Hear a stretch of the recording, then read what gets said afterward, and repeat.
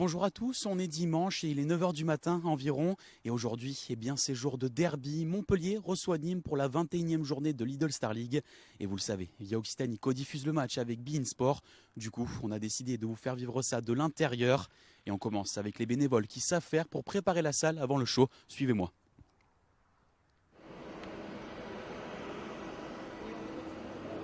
On redécale un peu vers là-bas. Vers ici? Ah oui, 16 cm. Ils ont commencé leur travail dès vendredi. Mise en place du terrain, préparation de la salle, collage des stickers publicitaires. Comme à chaque rencontre du MHB, les bénévoles du club assurent la mise en place pour que le match se déroule dans les meilleures conditions. Mais pour ce derby, il a fallu tout délocaliser du Palais des Sports René Bougnol, la salle du Montpellier Handball, à l'Arena qui les accueille pour l'occasion. Ici, quand on arrive, c'est une dalle de béton. Il faut qu'on pose un parquet qui est posé par l'Arena. Et ensuite, on a la pose du sol spécifique pour le match de hand, c'est-à-dire le gerflor. Et donc à partir du moment où on se pose ce gerflor, il faut poser tout ce qui va dessus. Ah mais il y a un rouleau déjà, on va utiliser ça. Avec ses 8500 places en configuration sport, l'Arena permet d'accueillir presque 3 fois plus de spectateurs que Bougnol. Mais ces déménagements occasionnels ont un coût pour le club. Toute logistique confondue, qu'il s'agisse de transporter, de stocker, de louer éventuellement du matériel, etc. Aujourd'hui, c'est une enveloppe par match Arena autour d'une quinzaine de milliers d'euros, voilà, grosso modo. Donc c'est une enveloppe qui n'est pas anecdotique parce qu'évidemment, elle vient se cumuler avec les frais locatifs de salle, etc., etc. Aujourd'hui, c'est sûr qu'on peut considérer que la présence de bénévoles, clairement, nous permet à un moment ou à un autre d'avoir des dépenses moindres à plein de niveaux. Le bénévolat est une spécificité du sport français et ceux du MHB prouvent à chaque match leur importance capitale.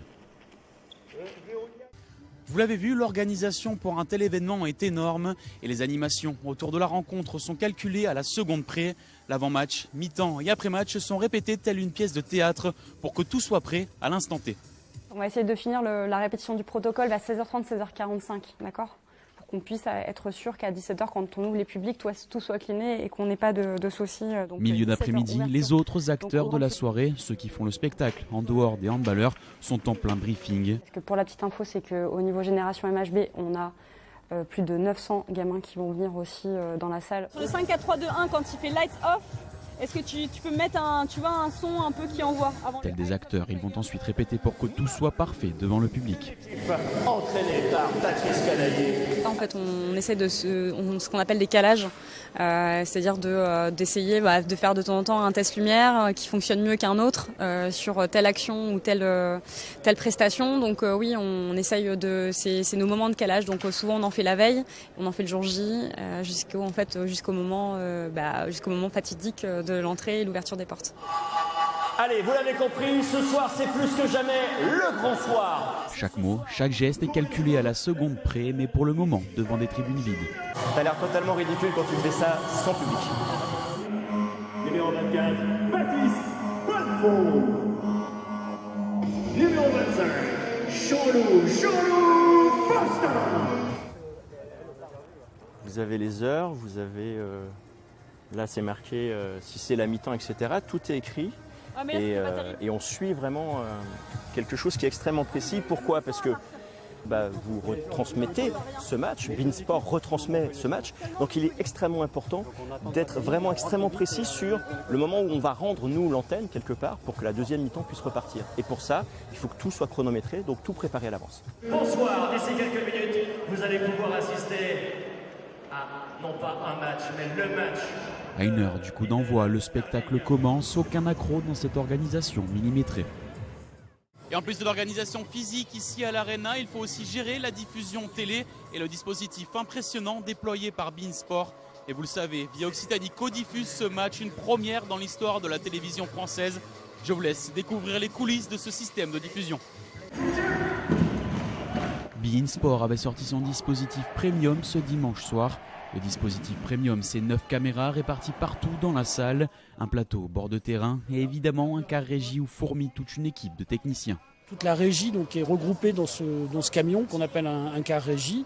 On a aussi tout au bout la cabine son avec l'ingénieur du son qui va mixer le son d'ambiance avec les voix. Et au handball, c'est toujours très bruyant et très vivant. Et il va gérer aussi système d'ordre pour qu'on puisse tous se parler en même temps.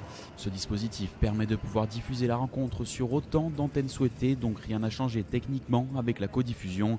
Une codiffusion qui a étonné beaucoup de monde sur l'intérêt qu'avait beIN Sport. Leclerc, voici le leitmotiv de ce partenariat. Le fait de proposer en clair, alors c'est déjà pour les téléspectateurs qui n'ont pas beIN Sport, et aussi l'échange est inverse pour permettre à beIN Sport de se faire connaître un peu plus. Leclerc est essentiel pour le handball selon Olivier Giraud, président de la LNH. Détenteur des droits de la Lidl Star League jusqu'en 2019, beIN Sport sait que s'il va en garder la diffusion, ce genre d'opération devra se répéter davantage. Et vous le voyez, les bénévoles s'affairent déjà dès la fin du match pour nettoyer la salle. C'est la fin de cet Inside que vous pouvez retrouver évidemment sur notre site internet www.viaoccitanie.tv.